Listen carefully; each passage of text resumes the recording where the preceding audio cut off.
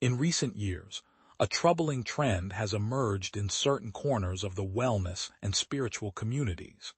This development involves repurposing symbols and ideologies from a dark chapter in history. Norse runes, associated with ancient spiritual practices, are now also appropriated by far-right groups seeking ideological validation. Once perceived as universal symbols of human connection to nature and mysticism, these runes have been co-opted and transformed into tools of exclusionary belief systems.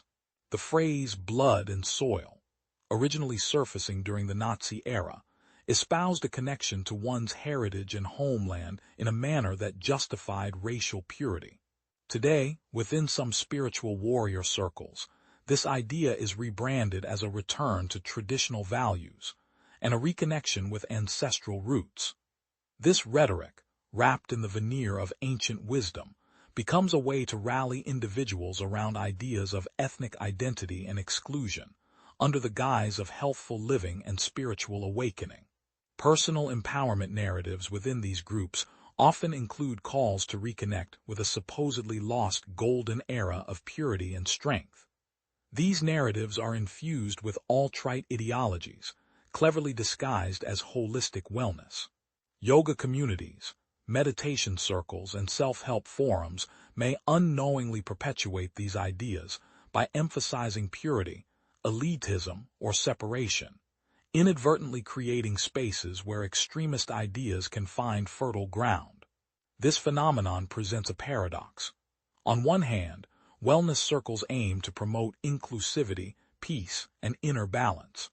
On the other, they can serve as unwitting platforms for disseminating extremist ideologies, courtesy of individuals adept at manipulating sacred symbols and traditional narratives. As this trend solidifies, it becomes crucial to discern the genuine aspects of spiritual practices from those tainted with divisive intent. Critical questions arise. How do individuals committed to wellness and spiritual enlightenment ensure their practices remain inclusive and free from extremist undercurrents? How do communities safeguard their spaces from being infiltrated by ideologies that repudiate the core values of peace and harmony? Discernment, education, and dialogue become paramount in addressing these challenges.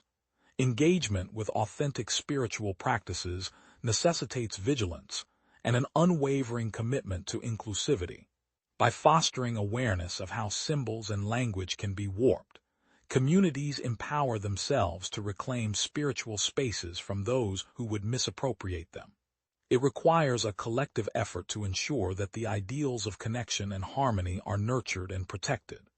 By shining a light on these issues, individuals and communities fortify their commitment to a wellness journey that genuinely embodies unity, respect, and compassion, transcending the shadows of a troubling past.